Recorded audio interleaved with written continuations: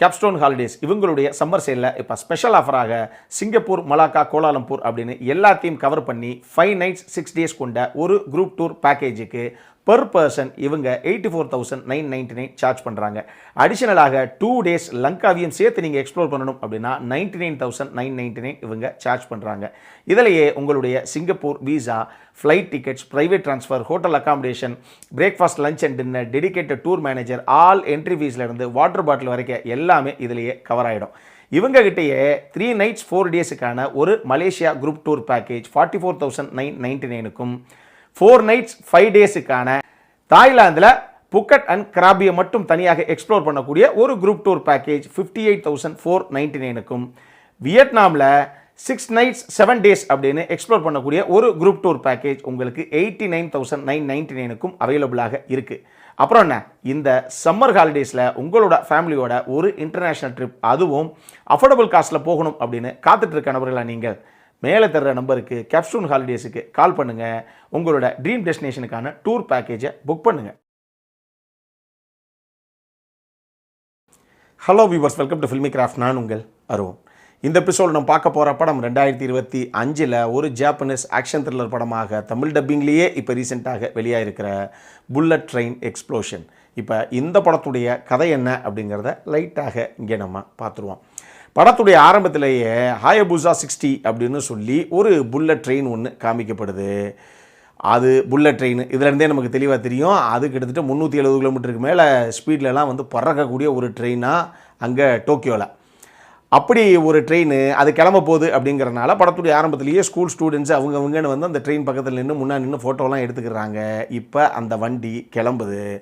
இந்த வண்டி கிளம்புன கொஞ்ச நேரத்தில் அங்கே டோக்கியோவுடைய கண்ட்ரோல் ரூமுக்கு ஒரு அனானிமஸ் கால் ஒன்று வருது. அதில் பேசுகிற நபர், இந்த ஹாயபுசா 60 ட்ரெயின் இருக்குது, இதுக்குள்ளே ஒரு பாம் ஒன்று நான் செட் பண்ணியிருக்கேன்.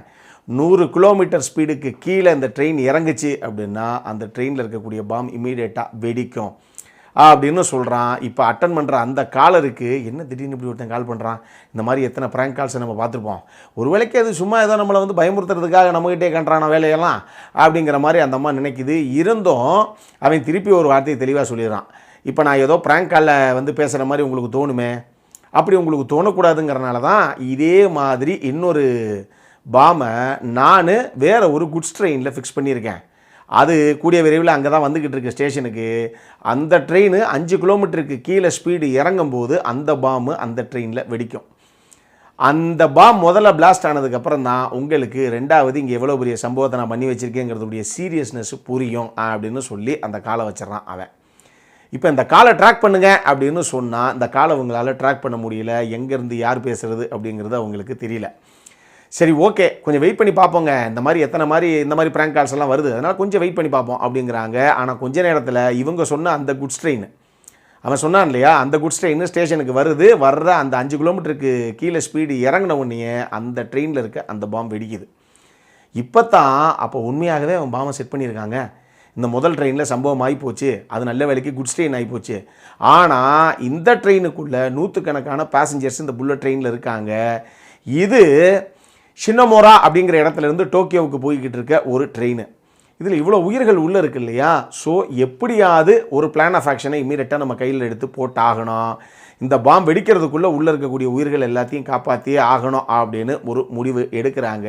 இதில் முதல் கட்டமாக அவங்க எடுத்த விஷயமே என்ன அப்படின்னா, இப்போ அடுத்த வெரி ஃபஸ்ட் ஸ்டேஷன் வருது பாருங்கள், அந்த ஸ்டேஷனில் வழக்கமாக என்ன நடக்கும், ட்ரெயின் அங்கே போய் பேசஞ்சர்ஸ் இறக்கி ஒன்றும் ஏற்றணும் இல்லையா, அந்த ஸ்டேஷனில் வண்டியை நிறுத்தாதீங்க அப்படின்னு சொல்லி இவங்க அந்த இன்ஜின் டிரைவருக்கு கால் பண்ணுறாங்க. அந்த வண்டியை அந்த புல்லட் ட்ரெயினை ஓட்டிகிட்டு போகிறது ஒரு லேடி. அந்த அம்மாவுக்கு கால் வருது, வண்டியில் பாம் இருக்குது, எந்த காரணத்தை கொண்டும் நீங்கள் நிறுத்திடாதீங்க, அப்படி 100 கிலோமீட்டர் கீழே போயிட்டேன்னா இந்த பாம் வந்து வெடிச்சிடும்னு சொல்லி தெளிவாக சொல்லிட்டான். ஏற்கனவே ஒரு எக்ஸ்ப்ளோஷன் ஒன்று ஒரு இடத்துல அரங்கேறி போச்சு. இப்போ ப்ரெசன்ட் மீடியாலாம் பீக்கில் இருக்காங்க, மக்களுடைய உயிர் ரொம்ப முக்கியம், இதை மட்டும் பார்த்துக்கோ, நீ அடுத்த ஸ்டேஷனில் வண்டியை நிறுத்தாத, அதுக்குள்ளே அடுத்த பிளான் ஆஃப் ஆக்ஷன் என்னங்கிறத நாங்கள் உங்களுக்கு கால் பண்ணி சொல்கிறோம். நீ வண்டியை மட்டும் 100 கிலோமீட்டர்லேருந்து கீழே போகாமல் 120க்கு, அந்த அம்மா இப்போ 260 கிலோமீட்டர் ஸ்பீடில் போயிட்டு இருக்கு வண்டியில். இப்படிலாம் போனோன்னா இன்னும் 2 மணி நேரத்தில் டோக்கியோ போய் சேர்ந்துருவேன். 120க்கு ட்ரெயினுடைய ஸ்பீடை கம்மி பண்ணி இதே லெவலில் அப்படியே கரெக்டாக ஸ்டேபிளாக வண்டியை ஓட்டிக்கிட்டே இரு, நாங்கள் அடுத்த விஷயம் என்னங்கிறத உனக்கு கம்யூனிகேட் பண்ணுறோம் அப்படின்னு சொல்லி இங்கே ஹெட் குவார்ட்டர்ஸ்லேருந்து அவங்களுக்கு கம்யூனிகேஷன் வருது. இதுக்கப்புறம் என்னதான் நடந்தது, இதுதான் இந்த படத்துடைய மொத்த கதையை. இந்த படத்தை பொறுத்தளவுக்கு ஆக்ஷன் த்ரில்லர் ரசிகர்களுக்கு இல்லை, இந்த பரபரப்பான படங்கள் இருக்குது இல்லையா, ஆடியன்ஸை சீட் எட்ஜில் உட்கார வைக்கக்கூடிய படங்கள்லாம் பிடிக்கிற ரசிகர்களை நிச்சயமாக கவரக்கூடிய ஒரு படம் தான் இது. அதுக்கு தேவையான எல்லா விஷயங்களும் இந்த படத்துக்குள்ளே இருக்குது. இந்த படத்தில் முக்கியமான கதாபாத்திரங்கள்ங்கிறது ஒரு 3-4 கதாபாத்திரங்கள். எல்லார் ஆர்டிஸ்ட்டுமே அந்த அவங்கவுங்க எடுத்துக்கிட்ட கதாபாத்திரத்தை ரொம்ப நேர்த்தியாகவே கொண்டு வந்திருக்காங்க. எனக்கு ரொம்ப பிடிச்ச விஷயம் என்னென்னா, இந்த படம் பார்க்கும்போது 1994 வெளியான ஸ்பீடு படம், அவன் வீட்டில் சீடியாக வாங்கி வச்சு அந்த சீடியை தேய போட்டது ஒரு பக்கம், நம்ம டிவியில் சேட்டலைட்ஸில் ஒரு பக்கம் போட்டு அந்த படத்தை தேய்ச்சாங்க, நம்ம மறந்துருக்க மாட்டோம். இருந்துமே இன்றைக்குமே மிகப்பெரிய கிளாசிக்கு ஸ்பீடு படம். அதே மாதிரி 2010 அன்ஸ்டாப்பபிள்னு சொல்லி நம்ம டென்சல் வாஷிங்டன் நடித்த ஒரு படம் ஒன்று வந்தது. அதுவும் வேறு லெவல் படம். அது நம்ம விமர்சனம் பண்ண படம். செம்மையான ஒரு படம் இது. அந்த படம் இது வரைக்கும் பார்க்குறோன்னா கண்டிப்பாக மிஸ் பண்ணாமல் பாருங்கள். அட்டகாசமாக நீங்கள் பார்த்தே தீர வேண்டிய ஒரு ஹைலி ரெக்கமெண்டட் படம் இந்த அன்ஸ்டாப்பபிள். இந்த மாதிரி செம்ம கிளாசிக்ஸ் ஏற்கனவே இருக்குது. இந்த மாதிரி இதே பாணியில் இன்னொரு படம் ஜாப்பனீஸ் சைடில் இருந்து, அதுதான் இந்த புல்லட் ட்ரெயின் எக்ஸ்ப்ளோஷன். இந்த படத்துடைய முதல் இந்த படம் 2 மணி நேரம் 14 நிமிஷம் போடுது. ஆனால் இந்த படத்தை பார்க்கும்போது 2 மணி நேரம் படமாக இது அப்படிங்கிற மாதிரியே நமக்கு தோணலை. பிச்சுக்கிட்டு போகுது படம். 1.5 மணி நேரத்தில் படம் முடிஞ்ச அளவுக்கு ஒரு ஃபீலை தான் அந்த படம் கொடுக்குது. முதல் 1.5 மணி நேரம் 1.25 மணி நேரம்லாம் ஃபயர் ஆகி போகும். முதல்ல ஒரு 5 நிமிஷம் 10 நிமிஷம் தான் டைம் எடுப்பாங்க இந்த கதைக்களத்தையும் கதாபாத்திரத்தையும் செட் அவுட் பண்ணுறதுக்கு. அந்த 5-10 நிமிஷத்துலேயே வண்டி கிளம்பிடும். அதுக்கப்புறம் சீட் எட்ஜில் தான் ஆடியன்ஸ் உட்கார வச்சுருப்பாங்க. அந்தளவுக்கு பரபரப்பாக சூப்பராக பண்ணியிருக்காங்க. டெக்னிக்கலி ஹை ஸ்டாண்டர்ட்ஸில் ஒரு படம். சினிமோட்டோகிராஃபி, மியூசிக் அப்படிங்கிறது ஒரு பக்கம் இருக்கட்டும், இந்த படத்துடைய சவுண்ட் டிசைனிங் ஆகட்டும், இந்த படத்துடைய எடிட்டிங் ஆகட்டும், விஎஃப்எக்ஸு ஒர்க்கு இவங்க பண்ண விதமாகட்டும்னு சொல்லி செம்மையாக பண்ணியிருக்காங்க. டெக்னிக்கலி செம்ம சவுண்டான ஒரு ப்ராடக்டாகத்தான் அந்த படத்தை நான் பார்க்குறேன். அது செம்மையாக பண்ணியிருந்தாங்க. அது ஒரு சில விஷயங்கள் இருக்குது இன்னும் நான் சொல்கிறதுக்கு, அது ஸ்பாய்லர் ஆகிடுங்கிறனால நான் அதை ரிவீல் பண்ணலை. ஸோ இந்த மாதிரி பல சம்பவங்கள் எல்லாமே கரெக்டாகவே அமைஞ்சிருக்கு இந்த படத்துக்கு.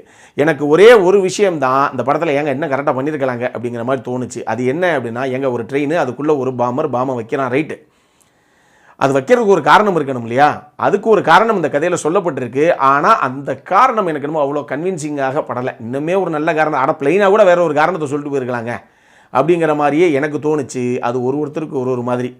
உங்களுக்கு என்ன தோணுச்சுன்னு வேணால் நீங்கள் கமெண்ட் செக்ஷனில் விடுங்க. அதை தவிர அந்த இடம் தான் கொஞ்சம் ஸ்லோவாகுது இந்த படத்தில். மற்றபடி ஆரம்பத்திலிருந்து இறுதி வரைக்கும் டெஃபினட்டாக பரபரப்பான ஒரு படம் இது. தாராளமாக பார்க்கக்கூடிய படம் இது. அடல்காரனை பொறுத்தளவுக்கு இந்த படத்தில் எதுவுமே கிடையாது. ஃபேமிலியோடு உட்காந்து, இந்த படம் தமிழ் டப்பிங்கில் வேறு வெளியாக இருக்குது, ஃபேமிலியோடு உட்காந்து எல்லாரும் என்ஜாய் பண்ணக்கூடிய தமிழ் டப்பிங்கில் ஒரு படம். இதை விட என்ன வேணும்? ஸோ இன்றைக்கி இந்த படத்தை சட்டு புட்டுன்னு பாருங்கள். டெஃபினட்டாக ஒரு நல்ல வாட்ச்சு. பார்த்துட்டு கண்டிப்பாக நல்லா இருக்குன்னு தான் நீங்கள் ஃபீல் பண்ணுவீங்க. அந்த மாதிரி ஒரு படம் இது. ஸோ பார்க்கணும் அப்படிங்கிறவங்க சட்டு புட்டுன்னு பாருங்கள். இதே மாதிரி இன்னொரு வீடியோவோட அடுத்த முறை உங்களை சந்திக்கிற வரைக்கும் இட்ஸ் அருண் சைனிங் ஆஃப்.